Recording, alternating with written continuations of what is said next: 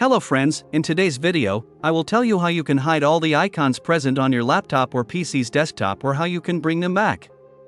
So let's start the video without any delay. First of all, you have to right-click. After that, you have to click on Personalize.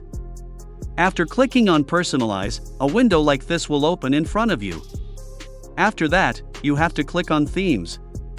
After clicking on Themes, you have to click on the first option under Related Settings, which is Desktop Icon Settings.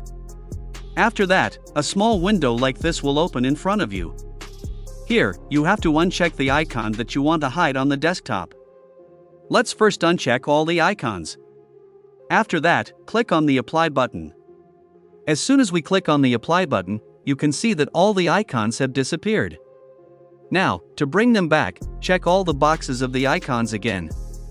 After checking all the boxes, click on the Apply button again. You can see that all our icons have come back. That's all for this video. If you found this video helpful, please don't forget to like it. And if you have any questions or need further assistance, please feel free to leave a comment below. Don't forget to subscribe to my channel for more helpful tech tutorials. Thanks for watching.